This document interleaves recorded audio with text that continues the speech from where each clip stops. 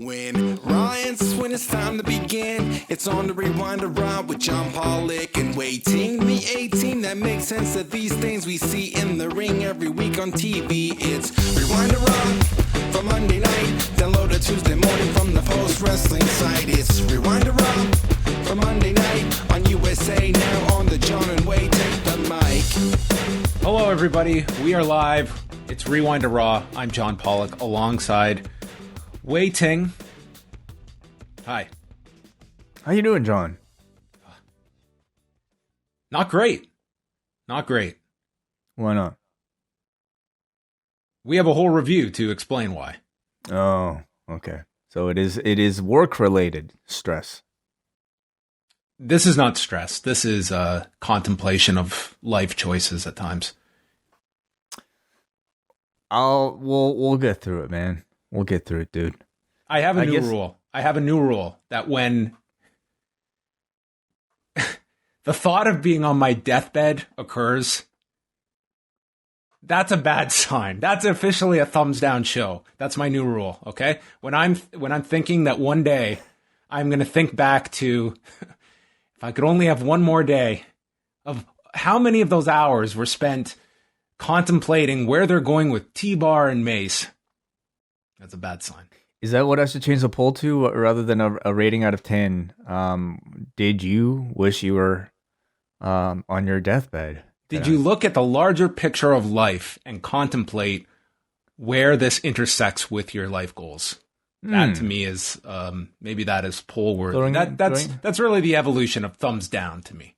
Yeah, throwing in a bit of existentialism into our Raw review. I like it. Maybe we'll try that next week. I'm not going to have a whole lot to add on Raw tonight. That's okay. Well, I guess the bigger question is, which night of combat sports action did you enjoy more, tonight or what you saw on Saturday? It's a good question. One would be the equivalent of going to your local mall and every store is closed, but you've got 2 hours to kill. And then they've decided that, well, we're pushing the party off because we're getting so much more in rights fees, so it'll be a 3-hour wait. Kill time in the mall. It's like, well, that's a long time to kill when no stores open. Whereas Saturday would be like going to the mall and it's on fire. And the entire city has surrounded it and there's fireworks coming out of the mall. And strange animals are being attracted to this dumpster fire. And no one can turn away because the whole city is focused on this. And you can't turn away. That's a very interesting analogy. I think I would pick them all on fire. I think a lot of people chose them all on fire on Saturday night. I was very much... Because you are actually the perfect person. This show on Saturday was not about... Of course, they would like boxing fans to tune in. But the person they want is you, Wai. That is never going to order a boxing pay-per-view. Probably ever. But if ever there was a show that you were going to sit down and at the very least find a way to watch without spending money on, this would probably be it for you. You are the target for this kind of show. Like, how can we make so much noise that you're forced to look over and see what is going on there? And this, to me, was like the confluence of everything, of just holy shit moments, stuff that can be easily memeable, and just be a complete disaster with the hope that it is such a disaster that you can't possibly not want to pay attention to this. The problem being, it was 4 hours of this. Well, I did tune in, at least for the main event. And for me, I really had no plans to at all whatsoever. I didn't really care up until the night of the event. But it got to the point where I think everybody was talking about it so much. Like, you were texting me about Steve Urkel. Jordan was texting me about Steve Urkel. And I was like, at some point, okay, I'm about to edit this Falcon Winter Soldier review. Let me put it on in the background. It really certainly felt like a bit of a communal experience, and I was more interested in that than actually the fights themselves. And that's part of the intrigue, is the idea that this was going to be, it was like, there was a massive, like, I'm not going to say a massive card, but the UFC had like a quality main event on, and this dwarfed it in terms of attention. It was, I mean, we saw like the Google search numbers that the Observer has reported, like 7.2 million Google searches for this, which is often a very good correlation to how successful a show does on pay-per-view. And once that pay-per-view number is official, like, I have no doubt this is going to have been an extremely successful show in terms of numbers. God knows what the cost of this was on Saturday. Well, yeah, absolutely. From the sounds of it, it sounded like they had some. Why don't you name off some of the variety we saw in this show? Oh my God. We had a live performance by Snoop Dogg played. Ice Cube was there. Justin Bieber played. I mean, this was the Black Keys, Doja Cat. I mean, I really did not even have a big problem with the idea of having the live musical performances. I mean, Justin Bieber trying to rile up an empty stadium that did not contain fans was kind of amusing. But nonetheless, they promoted this as, it wasn't as though this was just something that they shoehorned in here. They promoted it. It was just too much over 4 hours. If you tuned in for the pay-per-view, you got 4 fights, none of any of these fights went longer than 6 rounds. 3 of the 4 topped out at 3. And then it was just filling this 4-hour window with all of these musical performances, bizarre backstage segments hosted by Pete Davidson, and a disastrous commentary performance by Oscar De La Hoya, who I took there was no comedy in this for me. It was sad. It was this is a guy that has had numerous addiction struggles, who was out there in absolutely no condition to be part of a broadcast team. And it was just like, it was an extremely, like, it was a disaster. That's what it was marketed as, and that is what it delivered. So he was drunk on commentary? I can't say what he was, but he did not appear in any kind of condition to be on a broadcast at all. To the point that the other announcers were like joking about it. Wow. Like, if you grew up like Oscar, if you were a fan of Oscar De La Hoya, I mean, this was a pretty low point to hear him. And it was just like, it was awful. It would be, to me, the equivalent of, I don't think anyone listening to a show like this would take any glee or joy if they were to have bought a pay-per-view and someone like a Scott Hall showed up and it sounded like completely gone. I mean, that, to me, it's like, this is not comedy to me. I think Frank Mir actually summarized it best the next day, of where, he did not find this funny at all, and was worried about this individual. But it was just a shit show. That's what this was for 4 hours. But I mean, my kind of interest in this was not so much, well, is this good or bad? This was an extremely popular show last November, and this one was going to be as well. So I kind of feel it's part of my job to at least watch this and try and understand why is this so popular, and what is the attraction to people. That is undeniable, that this appears to have worked a second time, and we know there's going to be a third show and probably a fourth one that they've announced dates for in June and July.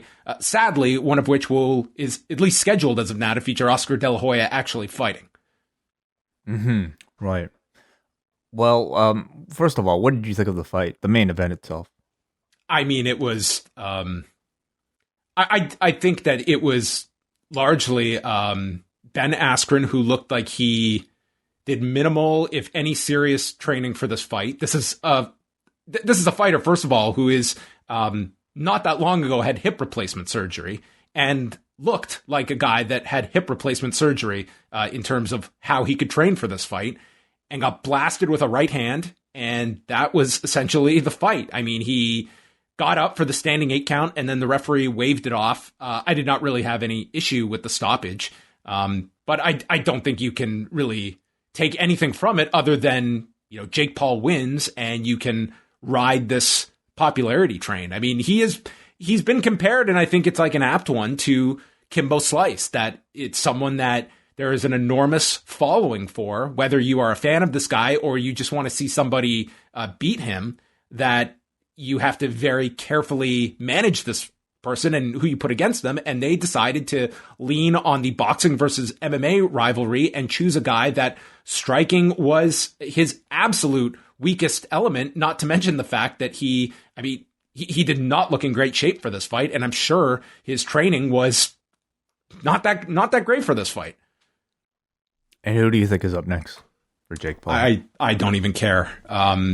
It's really what are you looking to do with this? Because you will have no shortage of MMA fighters that are going to raise their arm to get a fight like this. Are you aware that Ben Askren, he did not have points on the pay-per-view end, so he was paid $500,000, and that looks to be, that's a great payday for Ben Askren compared to his career, but given what this pay-per-view could potentially do, that's, to me, like, do you think that this card, do you think Ben Askren made any difference to it, or was it just opponent A facing Jake Paul? That Jake Paul was the... I think they could have chosen from a number of people to be in Ben Askren's position, so in that sense, I don't think he had much leverage. I think he was probably more than happy to accept $500,000 for a single, 2-3 minutes of work, and I do think he ultimately added something to it. There's some novelty. He built this up. He did his interviews. He had fun with this build up, I think. And also more so his perception as a UFC fighter, a successful representative of MMA coming in here to face a YouTube star. I think on paper, you look at this and you think, oh, okay, the MMA guy is going to win. And therefore, gives you enough benefit of the doubt to think that Jake Paul will get knocked out. But people in the know obviously knew better. Well, I think it's also like Jake Paul, you can't judge it on anything. This guy has not fought any actual boxers in his 3 fights that he's had, and Ben Askren included. Ben Askren is the furthest thing from a professional boxer. I wouldn't say the furthest thing, but nonetheless, he's not a boxer. So, with Jake Paul, it's like you have you can only judge based on what you've seen, and it's how, to me, you put any seasoned striker in there with a Jake Paul, I think the disparity would be evident very, very quickly. But nonetheless, you're going to ride this thing. It's if this pay-per-view should do an enormous number. And I guess I'm just curious, do people that bought this show, because I did not see the first show back in November. That was during my hiatus, and I was not all that interested in watching it. But this one, I kind of felt I should watch it. But those that came away from this, are you more inclined? Was this a fun 4 hours to spend and dropping your $40-50 on this show that you would do it again, that this was just a party? Or was it you got your enjoyment out of this and you're probably not going to do this again? I think it's the party element to me that would pique my interest. If it was, you're at a point now where I think people are really looking for these kind of social events, even if it's virtual, to just have something to share with people. We're not really going out to see movies anymore, so you don't really have that kind of live atmosphere attached to, even like a sporting event, unless you're local and cheering for a local team, it doesn't really feel all that important. So an excuse to gather to even watch something as ridiculous as this, I think is what people ultimately might look forward to more than actually the competition itself. And if that, if they were successful in hosting a party and facilitating content for people to experience some sort of communal, excitement for a night, I think people will want to do that again. So their June card, they're advertising Evander Holyfield fighting Kevin McBride, and that's I don't know. The main event, though, right? It's got to be more ridiculous than that. I guess. Well, there's reports out there of Diplo potentially fighting. Yeah, I think it has to be Jake Paul, don't you think, or his brother? I guess his brother's busy.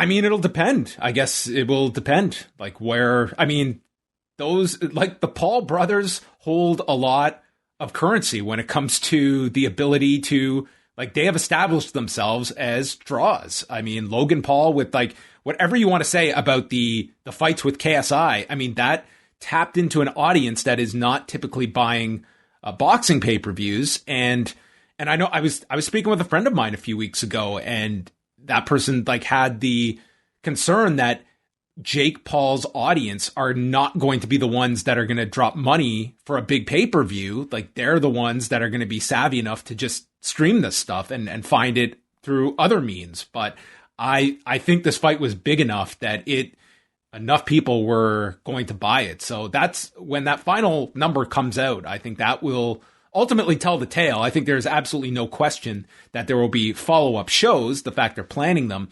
I guess you look at what is the end game here. This was hardly to me, this was like the ultimate, if you are Triller, like, wait, can you even tell me what Triller is, what their primary I had no idea is? Until the story of them buying Fight last week.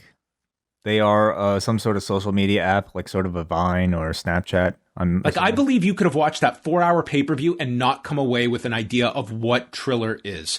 The fact that it is this social media platform that is trying to rival TikTok.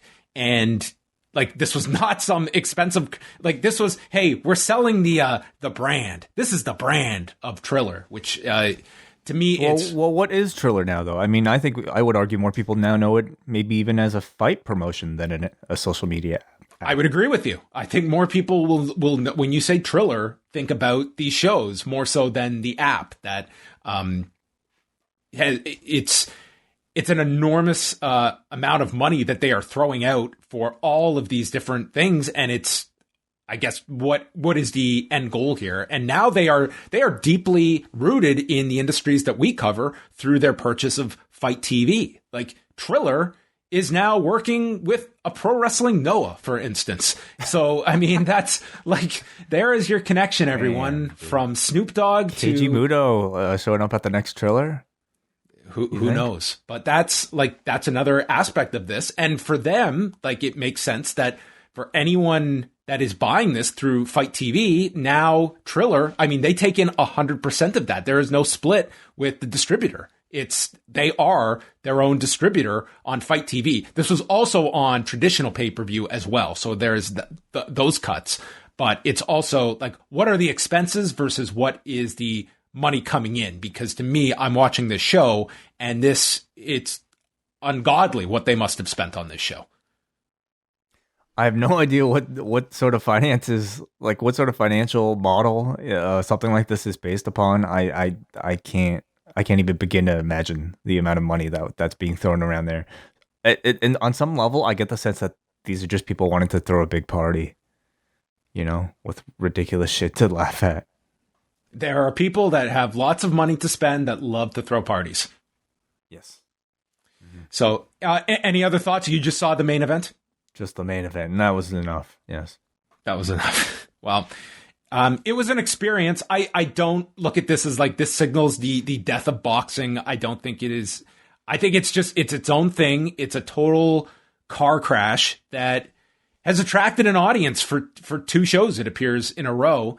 I don't know if this is sustainable. I don't think that Jake Paul is necessarily going to be sustainable, but it's totally who's the next one?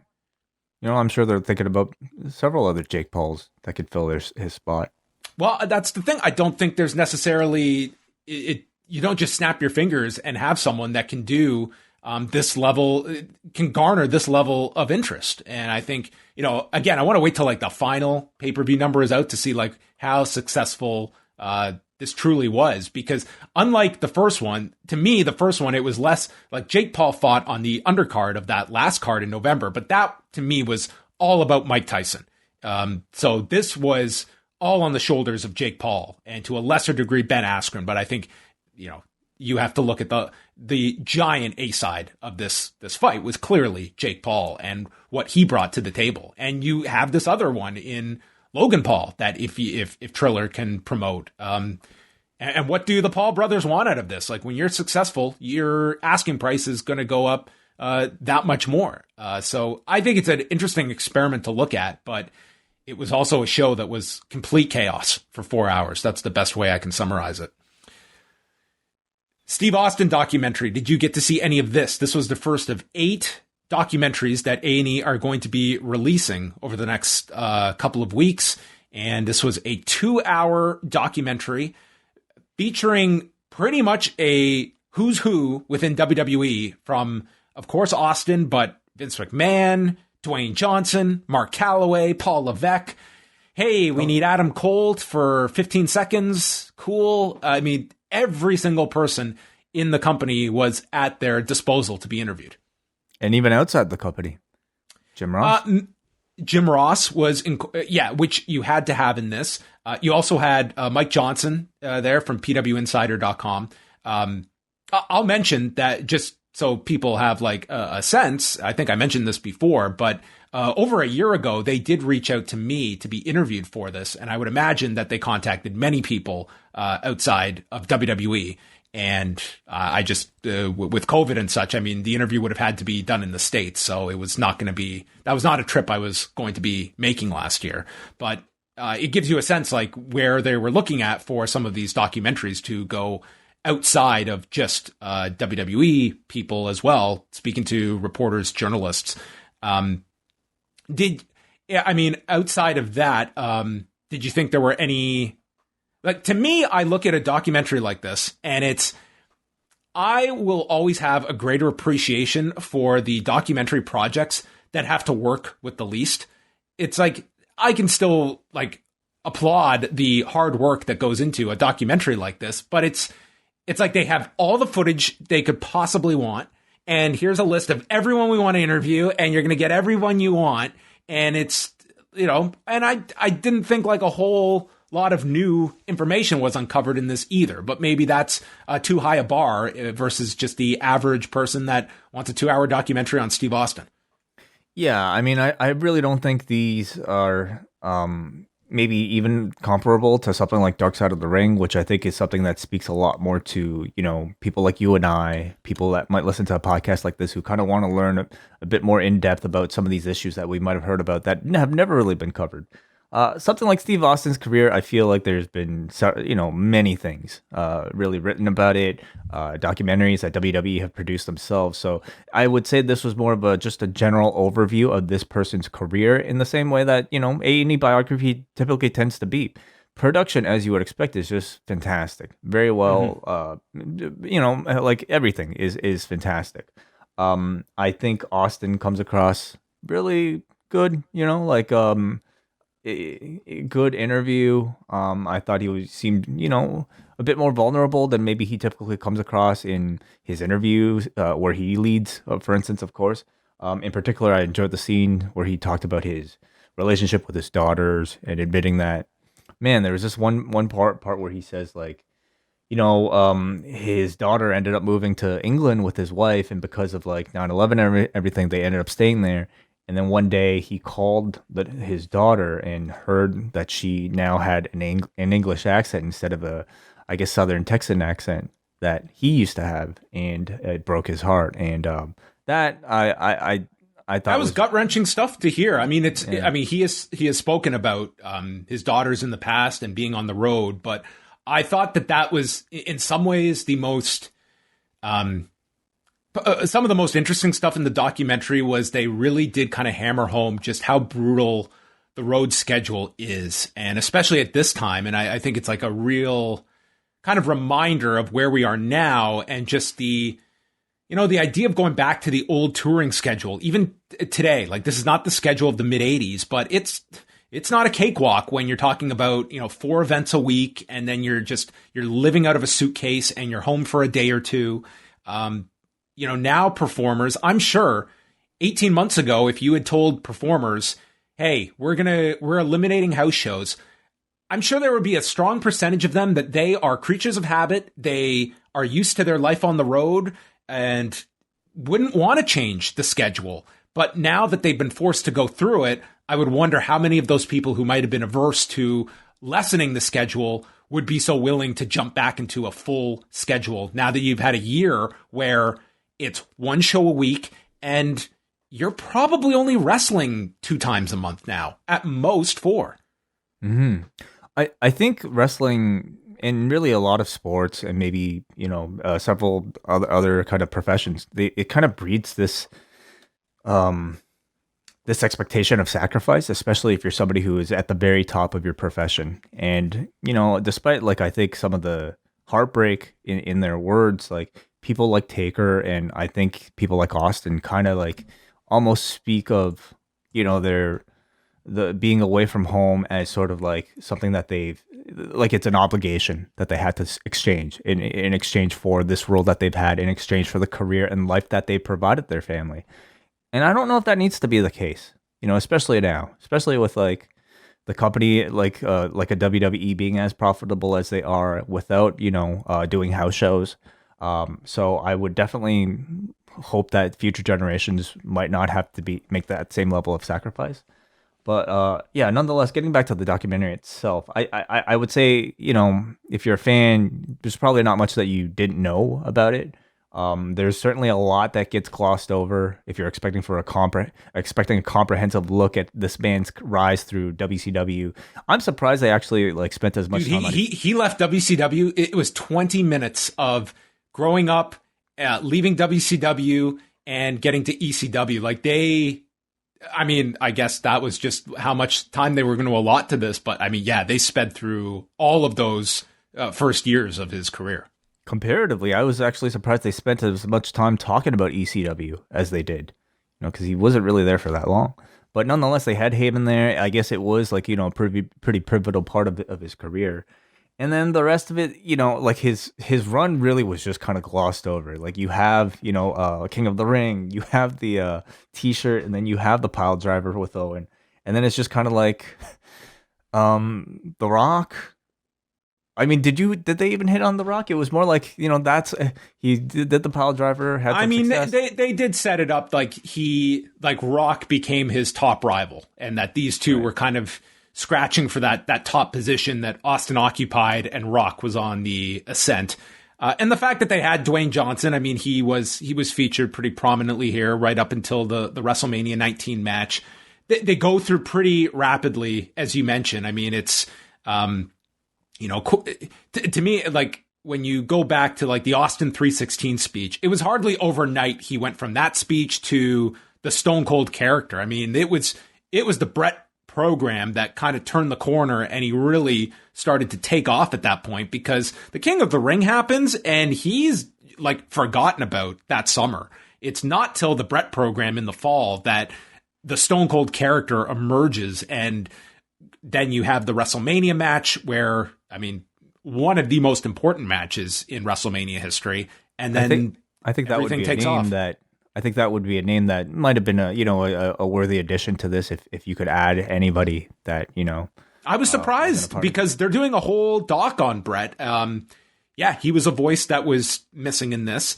I think it's worth noting when you talk about things that were glossed over, and maybe this is not surprising, but they did not go into the domestic assault case in 2002 involving Austin and Deborah, nor was Deborah ever mentioned here, of the fact he did mention his divorces and failings in his personal life, but never specific about Deborah. And this is something Austin, for those that are unfamiliar, this was days after he walked out of the company in 2002, and there was a domestic incident at his home involving Deborah. And later he turned himself in that summer and then pleaded no contest in November of that year to a misdemeanor assault charge.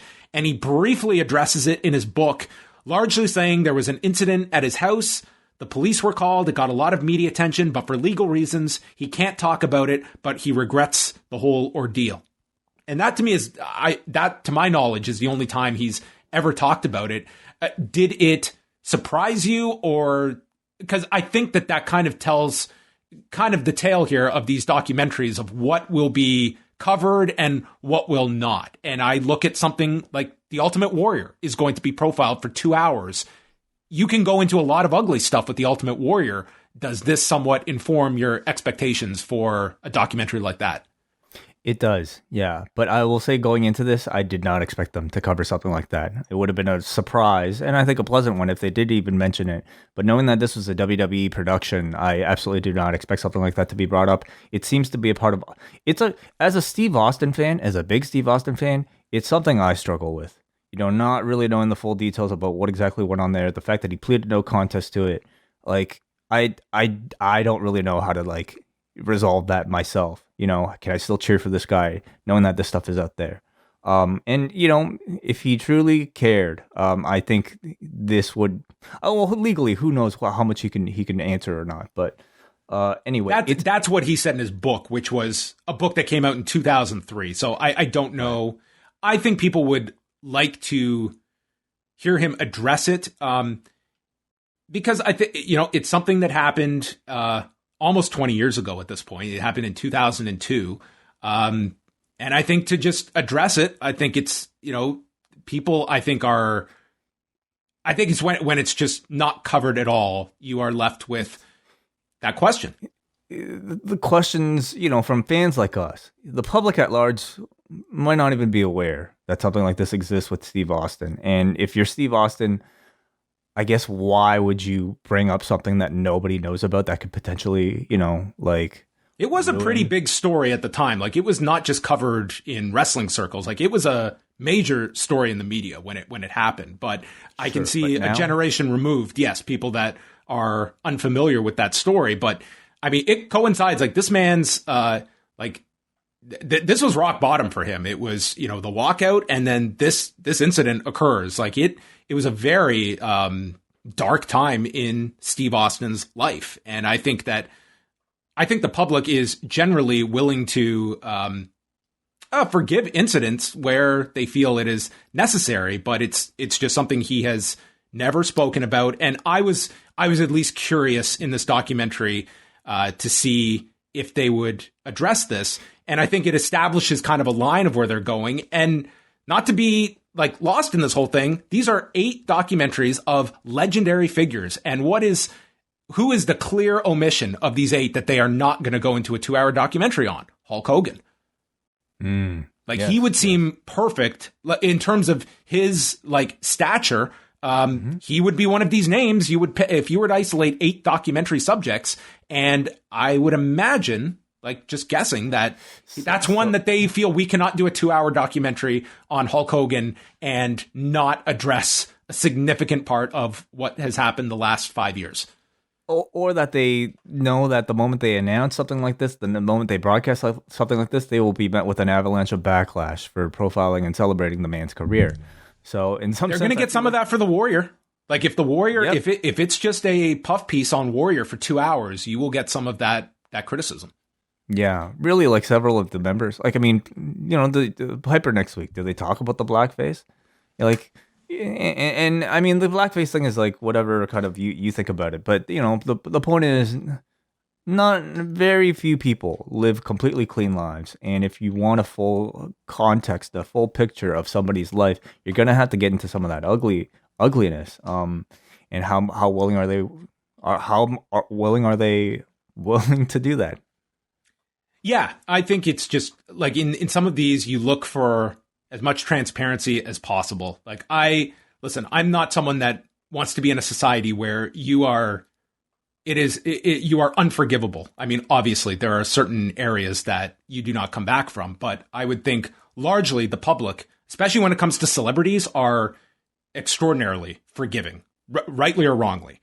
But anyway, that was, I guess those were kind of the key points. They did go into the walkout portion, with Jim Ross facilitating the meeting with Vince and Austin. And then it's kind of condensed. I would say if you don't know the story of the walkout and the health incident he has at WrestleMania 19, I mean, they tried to fit a lot in. And I would wonder if someone that is not a fan, that has not followed these stories, it was a lot to throw at you immediately that I don't know if you could digest all of it. Maybe you could. I mean, for 2 hours, I thought it was pretty compelling, throughout. I thought that Kevin Owens, it was an interesting line that he had. He was in it very briefly, but said about Austin's impact has made it difficult for this generation, that no matter what you do, you're compared to the last era of Austin and by extension, The Rock. It's like a lot of these performers, especially in WWE, like you are compared to, and even on WWE's own television, like they romanticize that period as when wrestling was at its hottest. He's the guy who does the stunner for his finisher. Yeah, but I think it's a total like valid point. Like there is an audience that they are so seeped in those couple of years from the late 90s, early 2000s, that this generation, I'm sure there is a kind of hitting our head against the wall that it's a totally different environment we're in. There's a lot more restrictions for us in terms of creative freedoms that the others did not have to abide by. And you have the nostalgia factor that your company glorifies and pumps up significantly, that this, like when Austin comes back, he is the legend of all legends. He is, comes back and he is the biggest star by a landslide when he is on those shows. Yeah, he really is. Are you excited for the next ones? Like what on a scale of 1 to 10?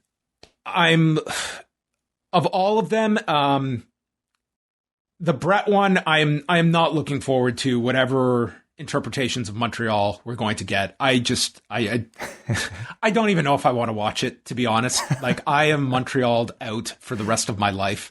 That I am not looking forward to. The Ultimate Warrior one, I think, will draw a great level of scrutiny if certain topics are not addressed with the Ultimate Warrior. I really can't see them doing it, especially with the place Warrior holds in their yearly Hall of Fame. I can't see them bringing all that stuff up. Me neither. Yeah. So who else what is some of the other names? So next week is Roddy Piper, and then the additional ones are Mick Foley, Bret Hart, Booker T, Randy Savage, Ultimate Warrior, and Shawn Michaels. Okay. Interesting. The Shawn one should be fascinating. Shawn could be a very good one because I think you have Shawn that is going to be... Shawn is an open book when it comes to his failings, and I think the Shawn one could be very good, and that one is, to me, very contingent on Shawn. And I think that you'll get a very open and hopefully very honest Shawn in that one. Reckoning and Slapjack Way are moving to SmackDown. Is this a good move, bad move, lateral move? I think it's a good move. I think anything to keep you far away from the memories of that Retribution gimmick is a very positive move. I think better off for Mia Yim than Shane Taylor, who I really don't know how much of a prominent position he'll hold on SmackDown. But Mia Yim, I think, hopefully they don't acknowledge like the Retribution names at all, and she just comes in fresh. I would say based on tonight, I'm sure that they're going to just shed the gimmicks. And yes, Mia Yim, you could look at the Raw women's side that they need people, but I mean, you're going on to SmackDown where you've got Natalya, you've got Bianca, Sasha, Bayley, and like there's a lot of depth to that division that you have to navigate, but I think that's a really good spot for her. Slapjack, it's like the jury's going to be out. It's hopefully he's not someone that's just lost in the shuffle on a show that's 2 hours instead of 3, but hopefully that hockey mask is long gone. I think there's real potential with Mia Yim, and I think it'll be telling how she debuts. If she simply comes in, even as herself, without much fanfare, she's like, a part of some tag match or something. I don't have as high hopes. I think she's somebody you can really like treat with proper care by introducing her, teasing it a little bit with vignettes, and making her appearance, her first match, a big deal. And that requires you completely forgetting everything she was a part of over the past several months. And the last bit of news, tonight MLW announced a TV deal with Vice TV that they are going to be... this was added on by PWInsider.com that they will be starting this in May. It looks like they're going to start off with archived content. And then once the first run episodes begin, it sounds like this will be separate from Fusion. They've still got their deals with BN Sports and DAZN. Court Bauer is making another announcement on Wednesday's edition of Fusion. But this, Wai, it's just another signal from Vice TV that they are all in on wrestling, with Dark Side of the Ring that will resume May the 6th, and now having a weekly pro wrestling show on their network. Seems like MLW is on, like, you can watch it several places. I think they just want to spread themselves as many like networks and streaming platforms as they can get on. Mm-hmm. Meanwhile, like, I guess New Japan is still holding out for something. Yeah. Yes. So it seems like there is an appetite from networks for professional wrestling that is not just WWE. And I think you'd have to look at AEW's success as a wake-up call to programmers that can look at pro wrestling is not just WWE and seeing like what kind of audience is going to attract it to. It's interesting because pro wrestling has always had the belief that it can attract numbers, but for the longest time, it was like not the most advantageous for advertisers. And that's definitely improved significantly over many years with WWE. And I think that that perception is changing. But in a world where, like on television, like we look at that 18 to 49 number as so advantageous for advertisers. But if you're in the business of being a streaming platform, you're looking for volume. It does not matter if your subscriber is 8 years old, 18, 49, or 104. If they can sign up with a valid credit card, they count because we just want streaming numbers. And that to me is a good place for pro wrestling to be in if you can attract numbers regardless of your demographic. Whereas on actual linear television, you're very much, hand to mouth with what advertising you can bring. And as opposed to TV series or movies that, many streaming platforms kind of like hinge their success on, wrestling never ends. You're always going to get something brand new every single week.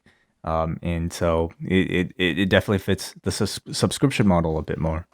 And also will be interesting what MLW can draw on Vice TV. Vice TV is not a highly rated network, but Dark Side, I mean, they peaked last season with 349,000 viewers. That's very good. I mean, when we look at like Impact is doing less than half that or half that on most weeks on Access TV. So I don't know if you're looking at that level as something MLW could sustain weekly, but that will be an interesting part of this. Like what kind of audience can you draw on a network the size of Vice TV? Mm. So there you go. Those are your news items. You can go over to postwrestling.com and we have put it off. It's time to get into Raw. Hey, wait a second. Before that, let's talk about some of the things coming out this week at postwrestling.com. Let's delay Raw. Just tell me, what's going on that has piqued your interest at what's on the Post Wrestling Cafe this week? Well, first of all, I want to alert everybody to on the free feed right now, we have released our episode 5 review of Falcon and the Winter Soldier with me, WH Park, and Nate Milton. We cover basically the tee up to the season finale happening this Saturday, and we would like to invite right now all Post Wrestling Cafe members Saturday at 8 p.m., not 7 as we announced, but 8 p.m. Join us live as we talk about this series finale of Falcon and the Winter Soldier. That's Saturday at 8 p.m.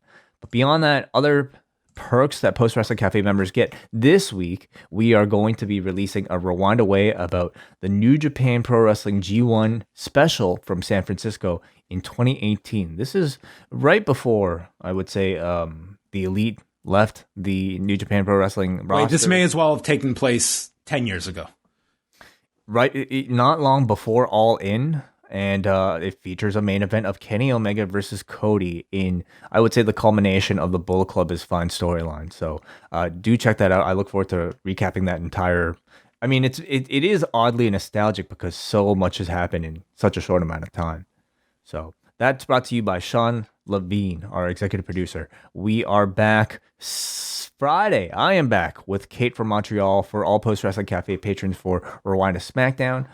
And on the free feed, we have Rewind to Dynamite tomorrow. And then Friday, John, you'll have an update with Brandon Thurston, won't you? That's right. We've got the big WWE Q1 earnings report that'll be released Thursday night. Thursday at about 5 Eastern, they'll be hosting the earnings call right after the report comes out. So Friday, Brandon Thurston will make his quarterly appearance here at postwrestling.com. We will go through all of the notes from the earnings call, the key news items coming out of the earnings report, and probably a lot of other topics. It's been a very busy time with some of the recent interviews that Nick Khan has conducted, the recent proxy statement. So there's a lot to get into with Brandon on Friday. Saturday, it's a double dose of Nate as he returns for the Rocky Maivia picture show with Brian Mann. They are starting the Satellite of Hate back up to talk about The Rock's appearance on SNL. brilliant choice that I can't wait for them to talk about. I remember it like it was yesterday. It was a big deal at the time, John. March of in The Rock on 2000. SNL. That's right. It was a very big deal to get them on at that time, right before WrestleMania. And then Saturday night, UFC 261. John will be there with Phil Chertok live on YouTube right after the fights. Are you watching that card? No, you'll be live. You'll be busy doing a show. I will be busy, unfortunately. If not, you would have been. I know you would have ordered the show, right? I definitely would have, yeah. Sunday, we have an Impact Rebellion post-show from our friends at Up Next with Davey Portman and John Cena. So check that out. They might have a bit of a primer coming up on their feed, too, for Impact Rebellion. So do subscribe to their feed for everything. All right. All of that can be found at postwrestling.com. The schedule's up there. All of the news, we have you covered. But now, it's time to cover Raw. So, interesting notes tonight. Once again, no AJ Styles, no Omos, no John Morrison either. Yeah, AJ and Omos, I guess maybe they're just saving them for something later. I'm assuming they don't really figure into Backlash, but they're the tag champions. Well, doesn't mean they might have a match. You know how they look at the tag division, right? So, but John Morrison did have a bit of a prominent role in the midst of this, Miz, Damian Priest thing. So his lack of that was a notable absence tonight, I thought. Yeah, it was interesting. Drew McIntyre started the show. He beat Orton and Strowman to get the title rematch, and then he addresses Mace and T-Bar. He knows the mastermind behind the attack last week is MVP. He asks if they'll wear suits and take off the stupid masks. And he says he's going to get a little bit of retribution on them. MVP comes out. Lashley's going to beat him again, he says. Lashley also wasn't on the show, I should mention. That was probably a bigger one than any of the other three. Right, you're right. Mm-hmm. He said Lashley decided to downsize the Hurt Business recently and asks why they would recruit others when he's proven he can beat Drew anyway. Drew brings up the whole locker room being put against him before WrestleMania.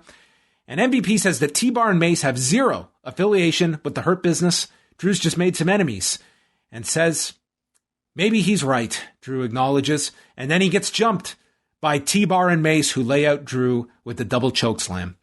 This suspense of whether Mace and T-Bar are working with MVP has to be the least dramatic storyline going on anywhere on television, regardless of genre. I feel like we could come. Are you suggesting the story where somebody falls off the apron, leading to the other team retreating? That has more suspense than this. Yes, it does. It has more suspense than are T-Bar and Mace secretly working with MVP. Well, listen, the fact that they're teasing this. How disappointing would it be if, yes, in the end it was MVP who did hire them? So let's just open it up the possibility. Who else could it be that could have hired these two? Well, Drew's got no friends, so it's no one could stab him in the back. I guess Braun's his friend now, right? Yeah, I think so. Yeah, tonight at least. Yeah, I'm not exactly sure what's going on here. The fact that they unmasked Mace and T-Bar at the end here suggests that they're just going to put on suits and join the Hurt Business anyway. So, what is going on here? Is it Mace and T-Bar just deciding themselves to do this so that they can get into the Hurt Business? Or is MVP telling the truth and, he doesn't want them? Suspense. Yeah, I'm edge of my seat here. Kevin Patrick then spoke to T-Bar and Mace and asked them about their attack. T-Bar responded, cats, dogs, birds. Mace then said, porcupines, snakes, saber-toothed tiger. That's extinct, right? Exactly what we're going to do when we finish off Drew McIntyre. This took great skill on the part of these two men that this was among the worst things I have seen this entire year, and Triller had 4 hours of a jump start on this episode of Raw. And yet this, to me, is something that, to their credit, I will remember this line when we do our final episode of 2021 here at the site. This was definitely monumental. It was among the worst promos I've ever heard on Raw, if you could even call it a promo. Like, John, it sounds unbelievable almost when you're recapping this. This is verbatim. Yeah, I know. Cats, dogs, birds, porcupines, snakes, saber-toothed tiger. That was actually what was in the script here. And that was all that was on the script. And it would be one thing where, like, if somehow that all made sense, but it was like they were randomly naming animals, and then the last thing happened to be something that was extinct. So that was the punchline. It was like, oh, that's extinct. That's going to be gone forever, just like what we're going to do to Drew McIntyre. But what about the rest? Why did they say cats, dogs, birds, and porcupines? What was the purpose of that? How did this flow? These were the others were all examples of things that had way more life than the script when presented to T-BAR and Mace. This totally like brought me back to the NXT, like the game show NXT, and like when they had Eli Cottonwood like cut a promo on mustaches, where like every week they were basically like pranking all their developmental guys on TV. Like, I got the sense this was some sort of sick test designed to let somebody back there to see how much shit these two were willing to eat at the bottom of this totem pole. You know, like, how are they going to handle us giving them this script on TV? And I suppose they did about as much as you would expect somebody to do with cats, dogs, birds, porcupines, and snakes. It's the only explanation I have why they would let somebody, let these two grown men say these words on TV. Backstage, Drew's selling the attack, and he demands from Adam Pearce a handicap match with T-BAR and Mace. Pearce says, you need a partner. Drew says, I don't need one, just make the match. More drama. Yeah. Cedric Alexander and Shelton Benjamin against the Viking Raiders. If this sounds reminiscent of something, it's the match they had last week. And at the beginning of this, the commentary, they're speaking about Eric's motorcycle accident from 2014. Meanwhile, Ivar has just come back from neck surgery. On YouTube, they've put up this feature on these two men and the obstacles they have overcome. But somehow, this match was going to be more development for us of who these two men are. Yeah, well, wouldn't you be... Like, what could you tell me about the Viking Raiders? If you are a Raw viewer, what could you tell me about these two other than their proclivity for playing carnival games with the Street Profits? Nothing. Absolutely nothing. They're terrible singers, and that's it. Turkey legs. Nothing. Like, they came back last week. They got the win. Like, imagine just dedicating 4 minutes to why Eric was gone. What does he had to do? Coming back from neck surgery. How Eric almost died in 2014 from a motorcycle accident. 4 minutes of that? Oh my God. Seeing something like this, which is like just completely a direct they must have just like forgot to erase last week's portion of the script in their template when they were writing this week's script, because everything was exactly the same as it was last week. It's the same match. It tells me that they have no ideas at all for these Viking Raiders. Okay, the guy's healthy. We'll bring him back. I don't know. What do you want him to do? I don't know. Have him like beat Shelton and Cedric again? Oh, how many weeks of this do you want? Fuck, I don't know. Like, just have him do it until we come up with something better. So we've seen this often, dude. Like, we've seen like what is this? Apollo Crews and Big E. Like it's like a best of 9. You know that, and we're like the first one to get the 5 wins the series or something. So I don't really have high hopes for the Viking Raiders. We see no character development, no storyline even. And I think it's just such a waste of like, you know, that time away from them for this re-debut to feel like such nothing. They've got a great host that can do a sit-down interview. You just get Samoa Joe into a studio with these two. It'd be fantastic. Can't do that anymore, fortunately.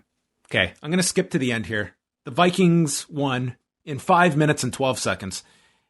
Okay, What? so Can we talk about the finisher? Okay. yes, please. Yeah. Okay. So for the second week in a row, Adnan Virk referred to this as the Viking Express. So I hear this. I'm like, okay, maybe they've changed the name to the Viking Express, because I remember last week we heard Viking Express and then it was corrected and said Viking Experience, which it had always been called. So I'm assuming, well, he's not making the same mistake twice. Then we air the replay and Graves refers to it as the Viking Experience.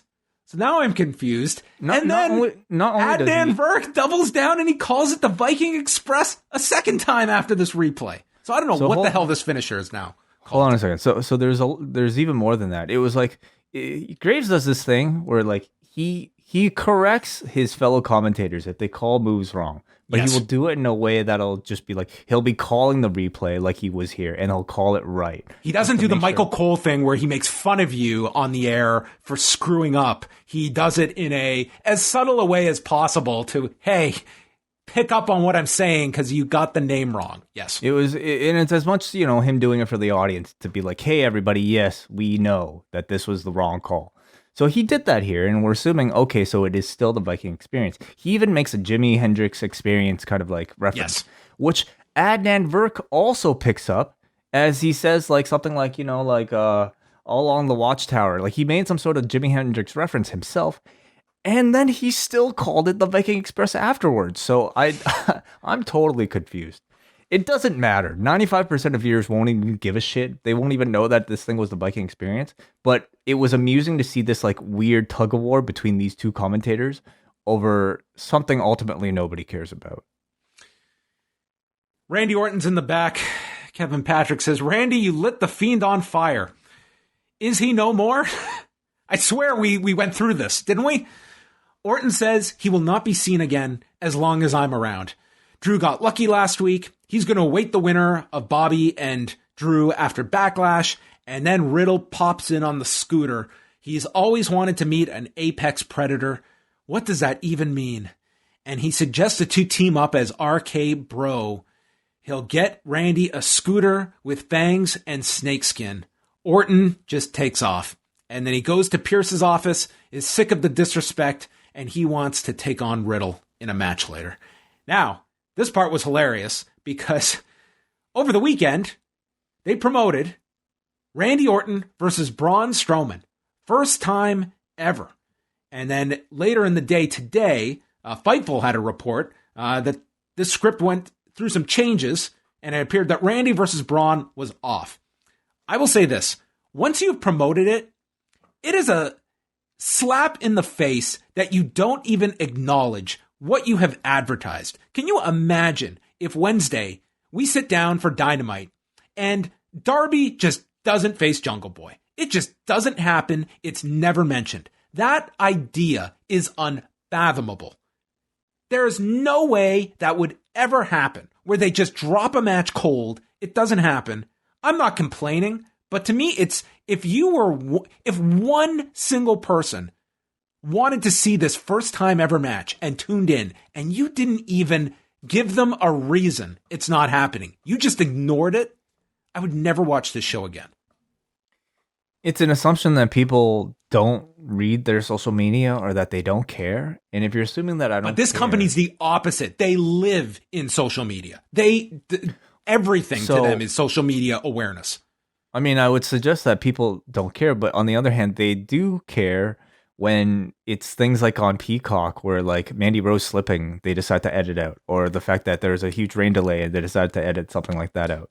Which is hilarious because I got feedback today that apparently those edits have not been made to Peacock, but every like the international version of the network, they're definitely off because I checked. So you could still see the rain delay? I got a response from someone that it was like the slip is still there. I don't know about the rain delay. But the slip apparently as of this afternoon was still there, which is hilarious given the fact that it's a storyline on Raw that they have edited out. But yeah, like on our version, the rain delay is gone and the slip has disappeared. Okay. Anyway, so we know this company, dude. Like they have blinders on about what the rest of the world thinks. As long as their vision, as long as the history they edit is to their liking, then it doesn't really matter what other people think. Charlotte comes out. She's the biggest star of the division. She calls all the other women rats. And everyone was talking about her not being on WrestleMania instead of any of them who are all fake. She is the opportunity. I can beat Ripley and Asuka in the same night, which I think sets up a three-way where we're all just going to trade wins for the next 4 weeks. She respects Asuka, but doesn't like her. So Asuka comes out, followed by Rhea Ripley. Hold on a second. So they just tagged like 2 months ago with Charlotte starting that tag team by coming out to save Asuka. And for like weeks, they were like best of friends. Were they not? Doesn't like her now. I just and at this point, I think it's too much to expect from what we know about any semblance of consistency. But just an acknowledgement. Hey, I tagged with you, and I didn't really want to, but it was my only way of getting to a WrestleMania match with you. Like, wouldn't that have been such an easy? I took when you needed a partner when Lana got taken out. I took that spot because I knew that that's going to get me that much closer to you because my goal was to dethrone you for the title. I was working you this whole time. Done. Like, you have no idea how low the bar is for the fan base to give us anything and they will accept it. Yes. Anything. Yeah, no explanation for this sudden shift in character. And really, ultimately, they just assume nobody pays attention, and you're going to create fans that ultimately don't care, and they have. So Asuka's in the ring, and her and Charlotte argue back and forth. Charlotte is like just speaking to her, and they're just cutting each other off. When Asuka ends it with, "Tonight, I'll beat you, bitch." So she carried the bitch cart tonight. Big moment for her. This is the new King of the Ring. Like that scripting is the official seal of approval of where you are in the pecking order. Well, you think they're saying bitch on 205 Live? I don't think so. No, it's not a chance. Only the main event. Yeah. No way. You can aspire to that. That's like where, there's the giant, I bet you in the back, there's a giant bitch sign and you get to point to it once you're a big star. But you don't even look at that sign until you're a star. So Riddle took on Randy Orton. This was our setup for the main event with Asuka and Charlotte. Riddle and Randy Orton had a very good match. It went 13 and a half minutes. Early on, Riddle went for a rear naked choke, and he applied it 4 different times, with Orton continually trying to get free and Riddle reapplying the hold. Riddle then got yanked off the apron, dropped on the desk, and then Randy took over, stomping his feet. He chokes Riddle, telling him, "In this business, respect is very important." As Corey Graves gave the laziest Randy Orton Wikipedia entry, saying that Randy had some rough patches in his career when it came to past grievances. Is that the A&E biography? Yes, that would be Randy had some rough patches during the 2000s, but then he joined the Wyatt family in 2014. There was a superplex by Orton and a draping DDT. RKO gets countered with a crucifix. Upset win by Riddle in 13 and a half minutes. This was Riddle's probably biggest win since the U.S. title victory over Lashley, and definitely a surprise, and you see this and you think, okay, this was the logic that gave them the justification for him to both lose to Lashley and Sheamus 2 days in a row.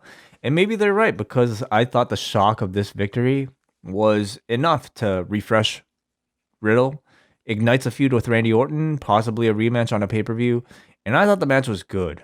Riddle, I think, has very good chemistry with Randy Orton. They match up well in terms of size. Riddle's very active style, I think, is a good counter to Orton's slower, static pace. And as far as characters go, the idea of this idiot, the idea of Randy Orton specifically having no time for this idiot is fascinating to me. I'm curious to see what he doesn't even know the man's name, and I'm curious to see how it all plays out. I really like the rear naked choke stuff they were telling. Like at the same time, yes, Riddle is an idiot, but they show that he has technical and wrestling ability in there, and he believably can beat Randy Orton. So I thought I enjoyed this more than I would. Yeah. Did you hear the Orton promo afterwards? I did not. No. Oh, he didn't have a microphone, but he kind of just let it under his breath. It was directed at the archivist. He said, "Don't fact check Pollock. He knows that Randy joined the Wyatt family later than 2014." I caught all of this. I had my closed captioning on. He said 2017, I think. Yeah. Appreciate that, Randy. Adam Pearce met with Sheamus, who is told about the legacy of the U.S. title and how past champions hold open challenges. Like that Darby kid on Wednesday.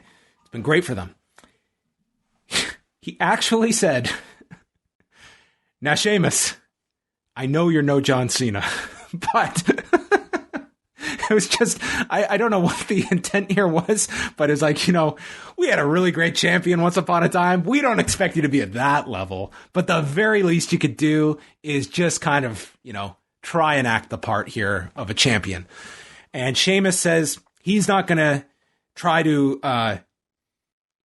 agree to anything that will embarrass him. And he says, what did he even say here? He'll do it, but not for the title. Yeah. And that was it. Nia Jax and Shayna Baszler against Naomi and Lana. Dude, I have so little to add to some of this. It's just like... That's okay. There's nothing. There's nothing here. I was struggling by this point, and this was halfway through the show. Jax and Baszler against Naomi and Lana. Non-title match. Jax hits a double suplex. Naomi somehow came down like horizontal during a vertical suplex. It was quite the rotation here. Baszler stomps the elbow of Lana when Mandy Rose and Dana Brooke come out. They throw to footage of Mandy Rose slapping Nia last week backstage. Then we go to a second clip, which was the continuation of clip 1, where the two of them tackled Nia backstage last week. Nia is in a fucking trance watching this clip, while Shayna and Lana are like holding each other's arm, like, do we fake a match for the non-crowd here while you guys have the camera on Nia?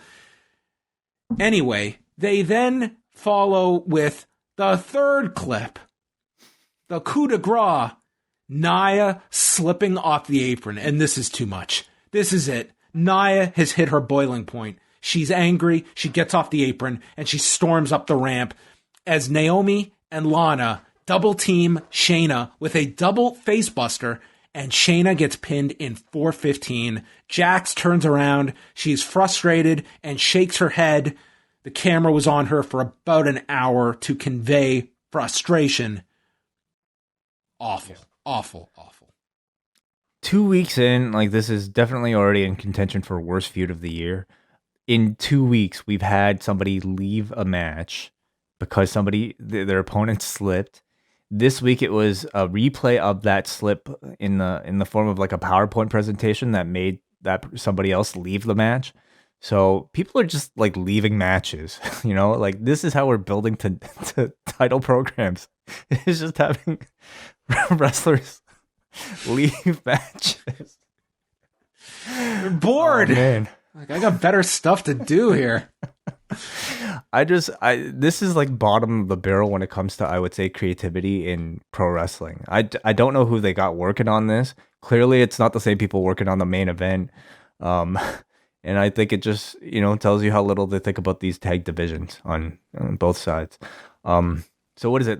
Are Lana and Naomi getting in on this now because they've won, or are they just gonna all the teams that failed in the tag team turmoil are going to get their shot to beat Nia and Shayna, I bet. I think it'll be their turn to leave mid-match next week. Ooh, okay.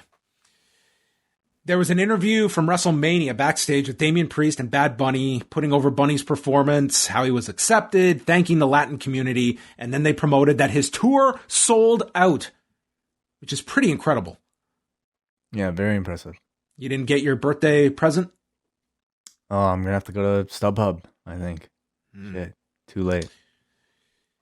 We got a preview of the Piper documentary. There's clips of Vince being interviewed for it, Mr. T, Ric Flair, his daughter Teal.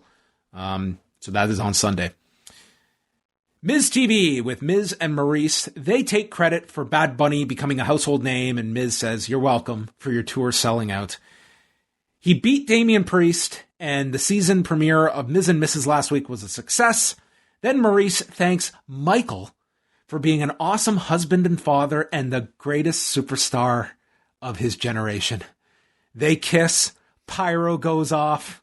I actually thought these two were pretty amusing here.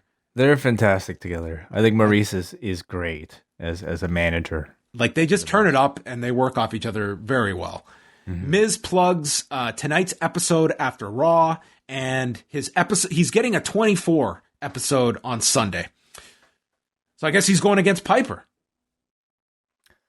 I guess so. Yeah. Two huge heels from their generations colliding with documentaries on Sunday. Damian Priest interrupts him and says, "You're as delusional as Jake Paul thinking he's a real fighter." Yeah. Pop culture. He asks, "Who brags about a win like you had last week?" And he says, "The whole world got to see you stripped down and that you had no cojones last week." And I can translate that with my fists. Maurice responds in French and accepts a match with The Miz for later tonight. Then Damian chugs the champagne, spits it out, calling it trash, and then they spill the champagne on him.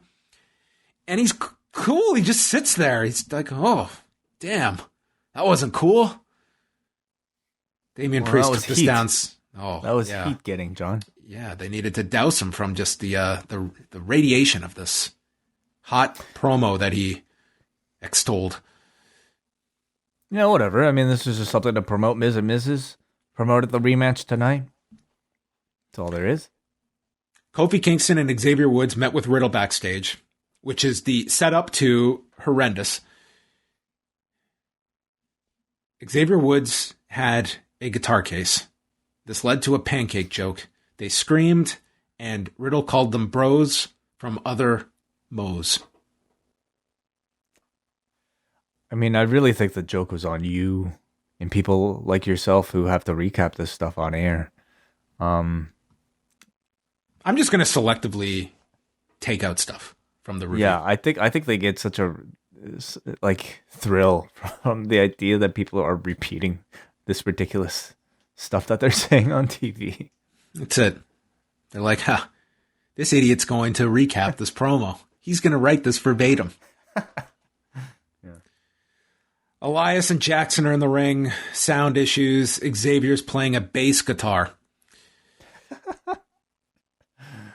I'm not lying. This all happened. I can see your thought process. Like, honestly, I was done by 9 p.m. Absolutely done. Yeah, I was this close to just putting out like a public message on the message board. Kate, do you want to switch and do Raw instead of SmackDown? Kofi Kingston and Elias had a match that went approximately 2 days.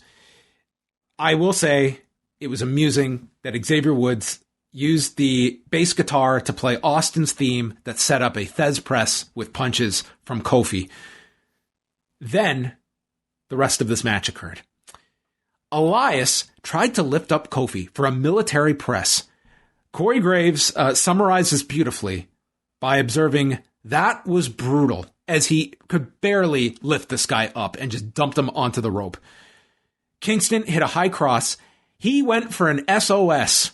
Perfect description, because they could not save their souls here, because Elias, I don't know what the hell happened here, but it took the fucking jaws of life for Kofi to get control of Elias to hit this goddamn move for a 2 count. Top rope Hurricane Rana gets blocked. Kingston crashes on the mat, eats an elbow drop, 441. Disaster of a match, and Elias wins. Not a great match, unfortunately, but that bass guitar, I think, has great potential. I'd love to. I mean, how complicated do you think Woods' music theme bass playing could get? You know, what would you like to hear? I mean, he played like AJ's old theme on the trombone a few weeks ago in the lead up to Mania. Now he's like, he taught himself like Austin's theme on this guitar.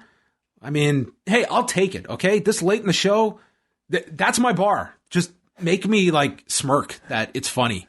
I'll give it to you. It was funny. This was a clean finish. This was an unexpected finish to me, having Elias pin Kofi Kingston. I swear to God, next week, maybe New Day come out and they're just the tag champions. No one will notice. And we get a title match with Elias and Riker. This was the setup for it.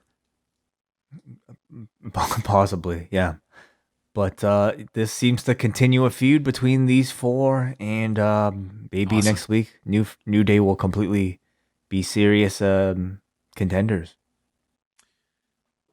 Alexa's playground. Alexa is joined by Lily. And we got childhood photos of Alexa with Lily. Photoshopped, yeah. Could you tell? Oh, I couldn't necessarily. So yeah, could be real. Yeah. I think that was a safe assumption. She shared a story about being on a playground when she was a child with another girl who was mean and did not share her ice cream. Which I don't blame her. That's gross as hell. Well, especially now, yeah. That's not happening. Dude, anymore. any era. If like someone else like had an ice cream cone, can I have some? No chance.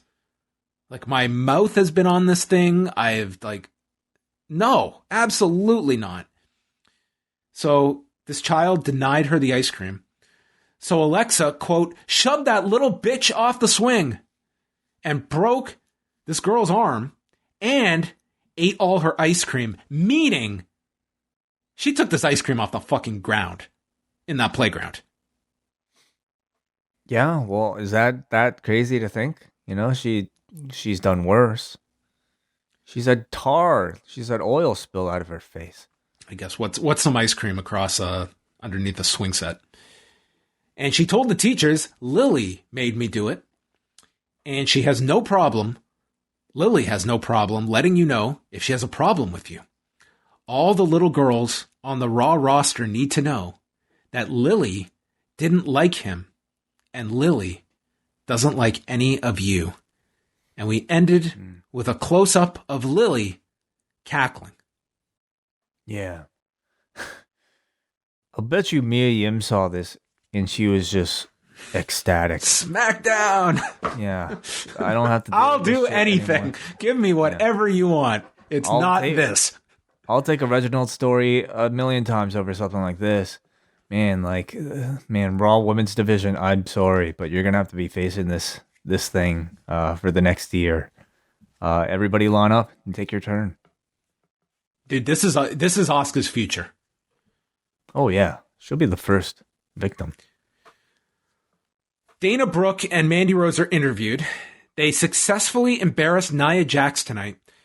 And they are asked, was this appropriate behavior? And Rose explains, we are not the bullies. Really? She notes that she slipped on the stage, but these two had the audacity to watch it repeatedly. Well, now they can't if they're international subscribers. Nia storms in. Baszler tells Jax to get her head in the game. They lost because of you. You've been getting distracted, and you need to pay attention. Or else. And with that, Nia's left alone, prompting Angel Garza to come in. Part of me just assumed he would be, I am now playing the role of Reginald, which is essentially what he's doing, as he asked Nia what he sees in that circus clown, Reginald, who it feels like has just been written out. I mean, the fact they mentioned him suggests that he'll be back. But who knows why he's not even ringside anymore, right? I'm happy to see Angel Garza get get anything to do. Oh, this is career changing. Yeah. Quite the placement of where Angel Garza and Andrade were a year ago with Thea Trinidad. Yeah. It was quite the difference. Humberto Carrillo was like a rising babyface on Raw. Mm-hmm. Yeah, a lot's changed. Drew McIntyre took on Mace and T-Bar. I am pissed because I thought we were coming up to the main event here and I realized this is the start of hour 3. Okay, we're going to just zip through this. They went 6 minutes. it was paint drying. Drew fought off Mace, sent him off the apron. They returned. They double teamed Drew in the corner. Match is thrown out. Braun comes out to save him. And I am going to give myself credit because I could still manage to give this level of care to the SmackDown promo. You know what drove me nuts about the SmackDown promo, Way? Did you watch the SmackDown promo? No, I did not. It's got a voiceover with Pat McAfee calling this the Bianca Belair era. Is that not the layup of all layups? The Bianca Belair era. This drove me up the wall at this hour of Raw. Like, for a company that loves to be cute, that's like literally the only thing me and Raw have in common, and WWE promos. And we can't even meet on this. The Bianca Belair era. How can you even say that without realizing contract? The Bianca Belair era. You know, maybe there's a certain rule about puns. You know, maybe they would have to clear it with somebody. Drew and Braun. That would be a great shirt. I think. It would be a great merchandising concept. Mm-hmm. I give and I give and I give. Drew and Braun versus Mace and T-BAR. Another hour-long match. We're at hour 8 of Raw. Heat on Drew. They got the advantage on Braun after a chop block. He's in with Mace. Drew makes the comeback here. Rips off the mask of Mace. And I swear to God, he yells at Mace, "I just did you a damn favor." Truer words never spoken on this show. He beats the man with the mask. Perfect metaphor for the last 9 months for this guy's career. And he gets disqualified. T-BAR comes in and is shoulder tackled. Braun rips off T-BAR's mask. And Corey Graves said it's the first time we've gotten to see a look at their faces. Who is this man? I swear to God, he looks exactly like that guy who used to be in this very chair on Raw. Dio Madden. Never existed. Except for that one promo we had when Retribution was on commentary and we acknowledged his existence. But they're unmasked. They now have to have names unless they stick with these awful names. But at least this was a net positive that they got these masks off these two. Some story progression here, you know. I guess this was a finish. Drew got DQ'd for using a mask. Yeah, we got a no contest and a DQ in back-to-back segments involving the same people. Right, but we are finally unmasking these two, and I would assume that they would adopt Hurt Business suits afterwards. So I'm happy for them that they're shedding this, and yeah, we'll see. Yeah, I think big guys, you know, they tend to have a better chance than most. So I'm optimistic. The Miz versus Damian Priest. Adnan Burke was just filling up this broadcast with movie references. Did you notice these lines he was just dropping in? I mean, I'm noticing that he is a very kind of like good at reference type of commentator. You know, like would bring up music references, movie references. Caught what the fuck did Drew say? I wrote it down. Like, sorry, Sheamus. Makushla? You caught that? That's right. He had that line, and Adnan was right on top of that one.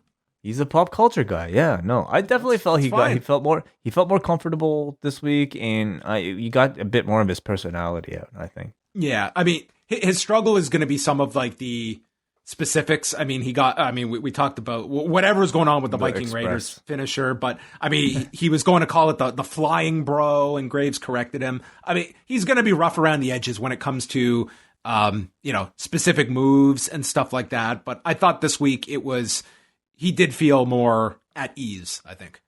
Mm-hmm. Then we had the Miz and Priest. Miz and Maurice kiss on the floor. Priest brings them back into the ring. Maurice then grabs his leg. Miz attacks him, hits him with all these kicks, which Adnan Burke points out he stole these from Daniel Bryan. This guy's giving his network a workout. Yes, he is. Yeah. Well, he's up to 2017 now, I guess. Damian Priest stops a kick with an elbow to the shin and then hits a somersault senton off the middle rope. Maurice gets on the apron. They do the spot from last week with the schoolboy, with Miz using the rope for leverage, but this time Priest kicks out, hit the lights, and he beats Miz in 5:05. So now it's a win apiece, Way. 50-50. Give us more. 50-50, yeah. We're going to... I mean, maybe the pay-per-view, maybe next week. Who knows? But Way, the pay-per-view's in 4 weeks. How many more matches do we get in 4 weeks before Backlash? Oh, I think this will be a best-of-9 situation. Yeah. Who gets the 5 first? This is how you build guys up. Win one, lose one. Win one, lose one. Sheamus comes out. He didn't become champion by being a nice guy or making reckless decisions, but then says he'll be a fighting champion and issues an open challenge for whenever he wants. So Humberto Carrillo comes out and gets the shit kicked out of him. Bell never rings, and he's destroyed. And I imagine it will be a long time before we see him on Raw again. You really think so? You don't think this was building up to some sort of challenge from Carrillo? Oh, maybe. Yeah, I'm not sure. I'm guessing this is, you're probably right. Just a way for Sheamus to showcase his dominance as a pretty full-blown heel at this point. Like any sort of tease he might have had coming off of the Drew match. Am I remembering that right? Anyway, heel, he's a dominant U.S. champion. We'll see who finally answers it. My guess is Ricochet. Who? Rick O'Shea? Not familiar.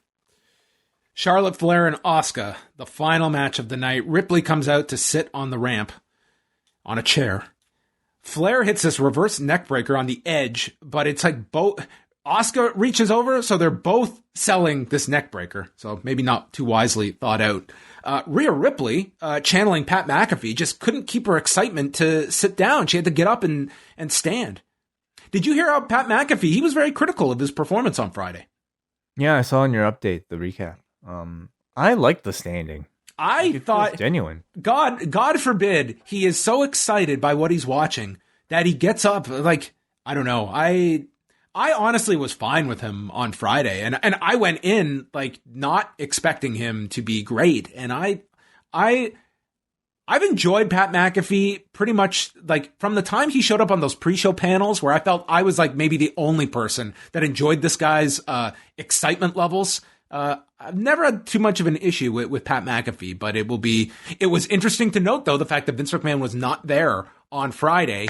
And that's probably a big difference. And we will see in future weeks what that's like, because he spent a lot of time on his show today explaining that there's this rap on him that he is not coachable, but of someone like Vince McMahon, he will be very intent to hear whatever critiques Vince McMahon has of him. And that will be, that comes down to every announcer of how you can deal with Vince McMahon. I think it remains to be seen how much of himself he will retain as the weeks progress. I think week 1, we got to see, as much as I think Pat McAfee as you were going to get. But like, is there a way of creating broadcasters, basically creating copy clones, robots of like Corey Graves or Michael Cole? Yes. I mean, that would be disappointing. You're really just hiring a face at that point. The day that we can get AI, like virtual commentators, I think that's all we'll see. So Asuka hit a Shining Wizard. There was this really sloppy code breaker, but Flair still sold it. Graves tried to cover, saying she was trying to sprawl to minimize the impact. To sprawl off the code breaker. So there you go. Flair speared her for a 2 count. Asuka fights off the figure 4. There's a knee bar through the ropes by Flair. And then she misses a chop block as Asuka does a leapfrog, goes for the Asuka lock, but they get to the rope. Then she clips Asuka's knee, gets the figure 8, but Ripley pulls out her arms behind the referee's back. And then Charlotte goes after Ripley, and Asuka attacks Flair and uses the finish of choice, the crucifix, in 9:16.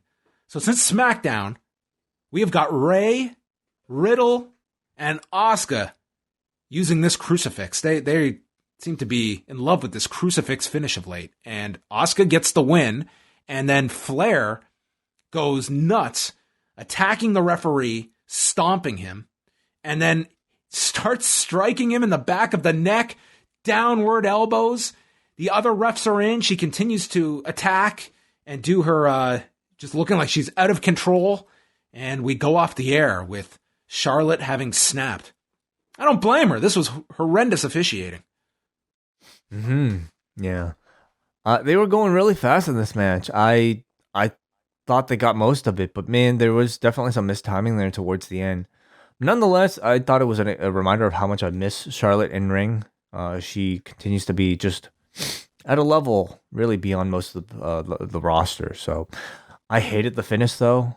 I don't think it did favors for anybody. I thought it made Asuka's win look weak. It, in fact, made me sympathize with the heel here, Charlotte, for getting screwed out. Totally. Like, Charlotte didn't even provoke Ripley during the match. Like, there was no even, like, she goes over and slaps her or something, and she got her comeuppance. There was nothing. She gave her a look or something, and it was not enough to justify it. And in fact, it was a reminder to me that I think they still see Rhea Ripley as a heel, and this was supposed to be a heel act by one heel onto another heel. Ugh, that's a terrible rule. Yeah, it's awful. It's not working for Rhea. She should be a complete babyface at this point and not doing something like this. It's a bit messy, to say the least. But they got to build to a three-way, it looks like. Yeah, and I hope that's not just a procession of trading wins between all of these women over the next month, which kind of felt like that's what we're starting with tonight's finish. I always like the idea of maybe starting with story first and then like kind of doing some of these actions to further it. Like, and is the story there? Is the story strong enough? I guess they all want, like, where's the element of like, Charlotte beating Rhea last year? Do you think they'll pick up on that? I hope they do. You have that ready-made history that they don't always lean on. I just felt like with that promo last week, like there was so much on Charlotte, and then you do this. I thought it really kind of just took the air out of some of the sales of what you created last week with Charlotte.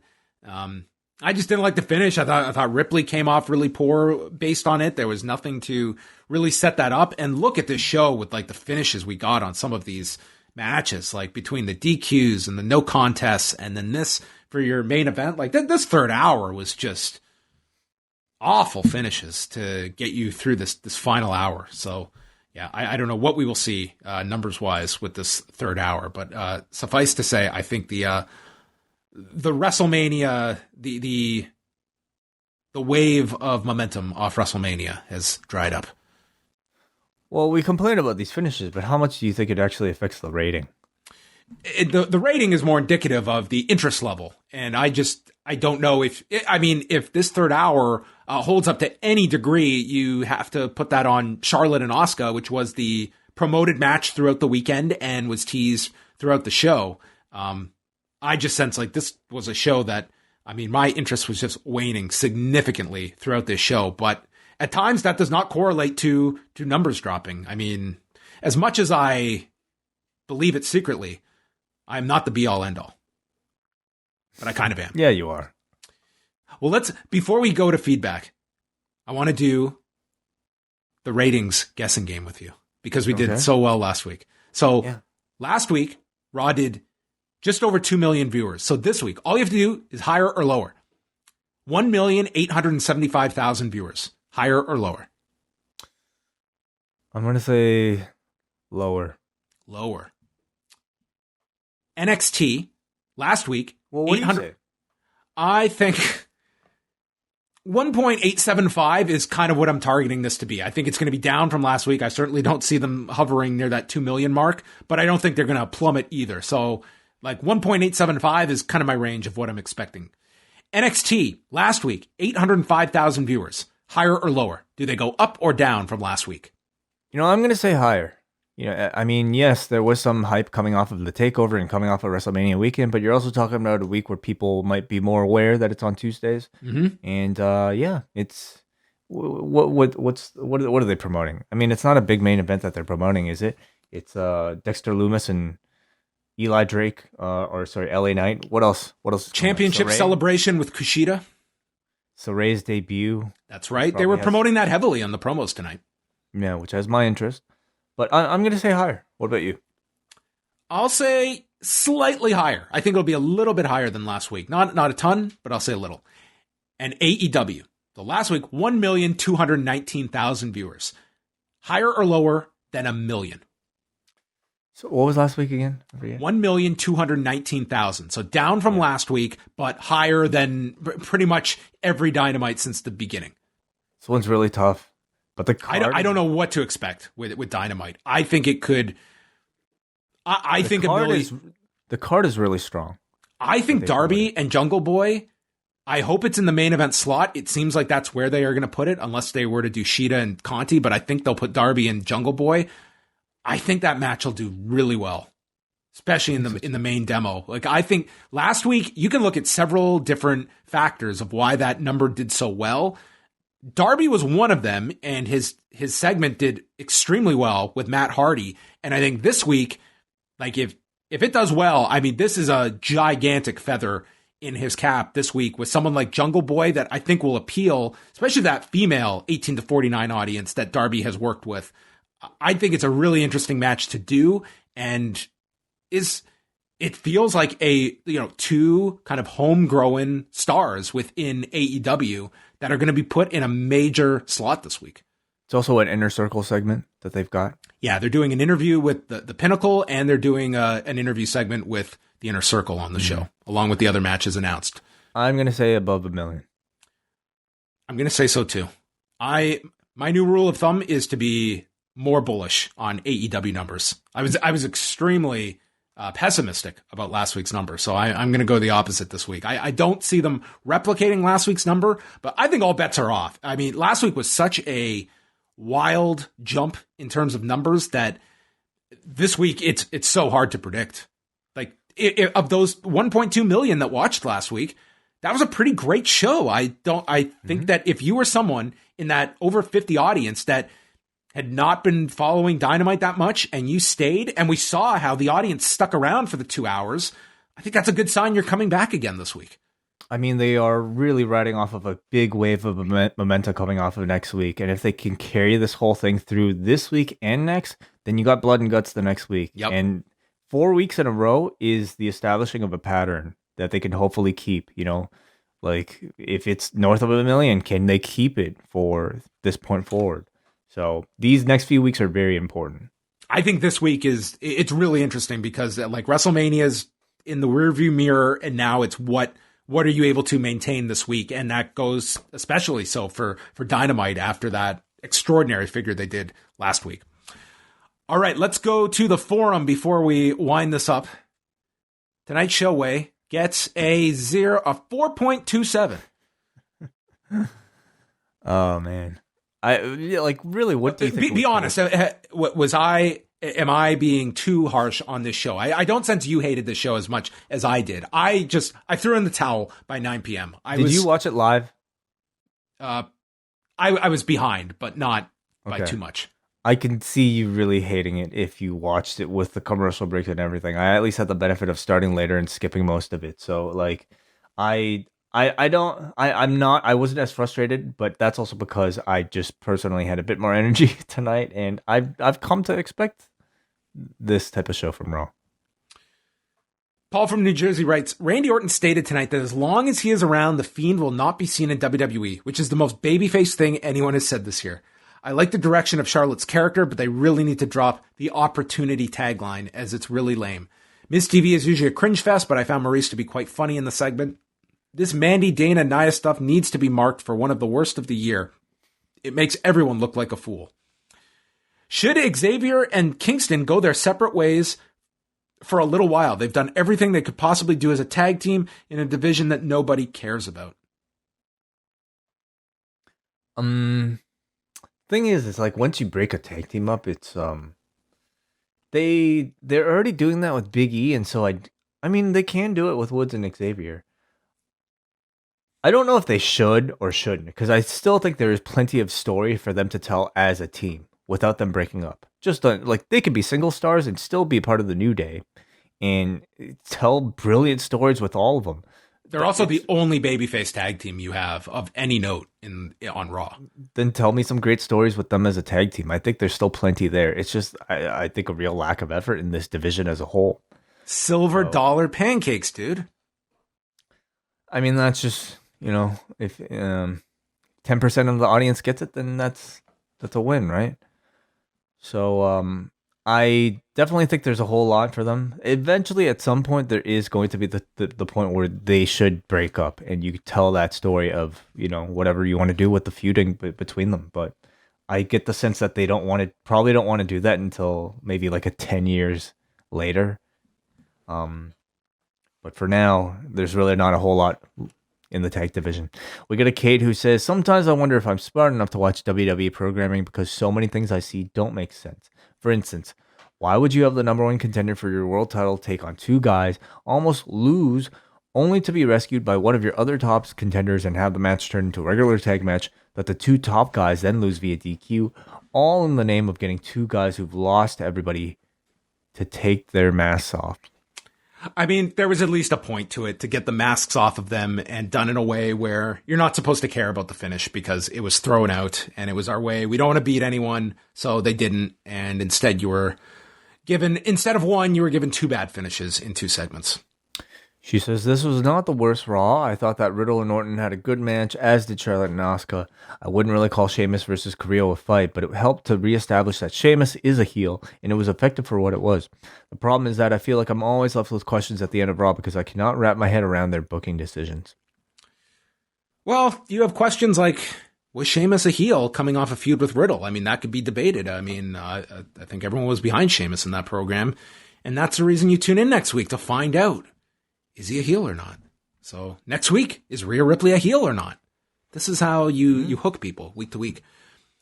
Next up, this was a Raw leaving me with head scratches, numerous channel changes to both hockey and curling, and wondering why talented performers should listen to dolls. The good, Orton and Riddle wrestling. Agreed. A reminder that Sheamus is an effective heel champion, even though his first opponent is a little less to be desired, and an actual Asuka-Charlotte match. The bad. Much of the show, exemplified by how, in reaction to Rey Fenix being unmasked, let's unmask T-Bar and Mace with little effect. I did not put either of those two instances together at all, much less as a comparison point. As well, the women's tag storyline is already looking bad. Alexa Bliss. Okay, she's away from the Fiend, but the I listen to inanimate objects to hurt others idea doesn't work for me so far. So far, I like these open-minded here. Thank you, Richard. Okay, we got a Guillaume from Laval who says, I'm glad WWE finally decided to unmask T-Bar and Mace, but Dio Maddin was part of the Raw commentary a few years back, and no one tonight was able to. Never happened. Yeah. Never took an F5. He's not the same guy. I hope they get a nice rebranding and that Reckoning and Slapjack get the same treatment on SmackDown. Mia Yim can be a nice addition to the roster. And Alexander from Portland. If AJ and Omos won the tag titles at WrestleMania but aren't on TV the next two Raws, are they really the champions? My favorite part of tonight was Asuka getting the bitch card. My least favorite part of tonight was Asuka and Charlotte, a WrestleMania rematch given less than 10 minutes in the main event.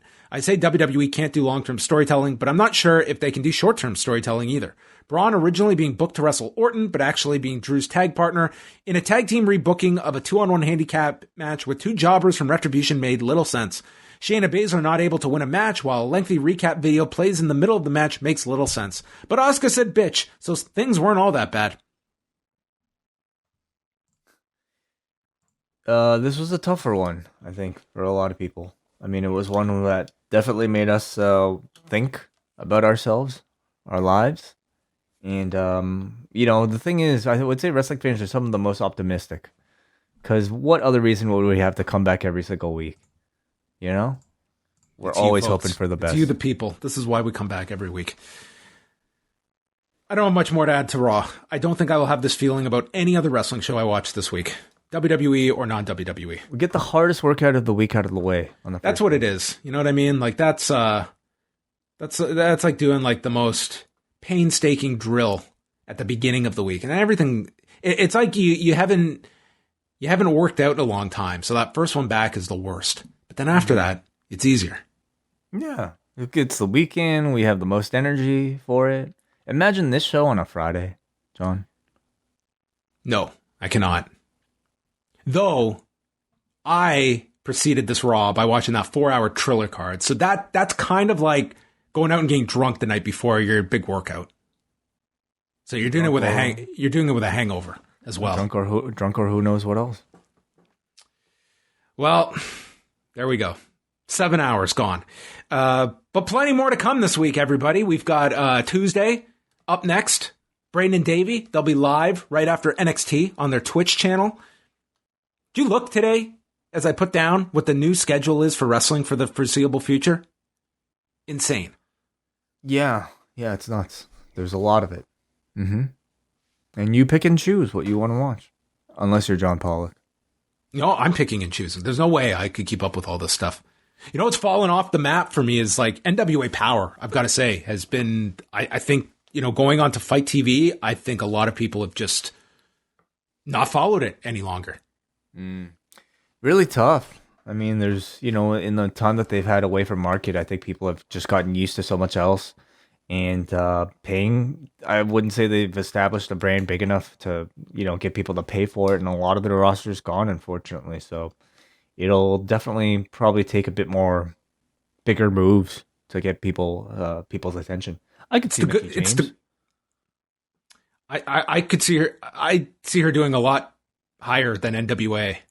Like I would be. Ring of Honor is relaunching its women's division. You have Impact. You've got. I think any company that would be aggressively going after a Mickie James, I think could be an asset. I think she could do much more than just NWA. Yeah, I think you'll see a lot of people who are free to come and go.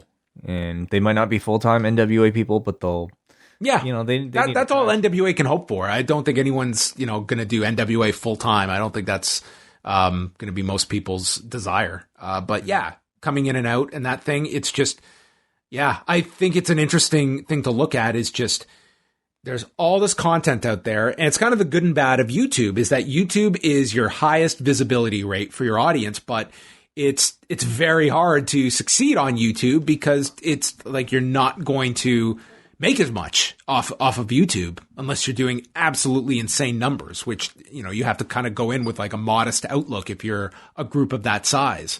But it's like everyone has their tiers of what is my priority viewing every week, what are shows if I can, I'll watch, and then there's the other, and the bottom tier is going to continue to grow of I do not have time for this. I cannot follow it. And therefore it's out of my rotation. And I think with the addition of more and more and more content, you're going to see that bottom tier fill up where if I can't follow it weekly, it's gone. And you're just going to have your shows that are must see that you'll watch every week. And then there's everything else that is going to be tougher to get that attention of even the hardcore fan. Oh, for sure. Like, just look at Impact here. They've got Rich Swann versus Kenny Omega, which is about like as big of a match as I think Impact can hope for. And there's certainly, like, we'll find out this week how much of a buzz there is for it and how. I think that pay-per-view, by Impact standards, I think this show's going to do well for them. Mm-hmm. But I look at like an Impact, I look at Ring of Honor. I think that there are shows. By the way, Ring of Honor this past weekend had this excellent match between Jonathan Gresham and Jay Lethal for their 500th episode. I'd highly recommend that match. But to the point, I think those products are ones where there's going to be a fan base that will follow pay-per-view to pay-per-view, and the weekly television may fall by the wayside. Well, and that's good for them, right? Like, as long as people are paying for it, it's always better than nothing. That is going to wrap things up, folks. Tuesday, we are back with Rewind Away number 84, reviewing the G1 special in San Francisco. I'm glad I watched this over the weekend because I am tapped out. But I will be renewed on Tuesday to chat about this show from the Cow Palace. The show that can be coined by the most famous phrase from the show, "You done fucked up now." Goodbye.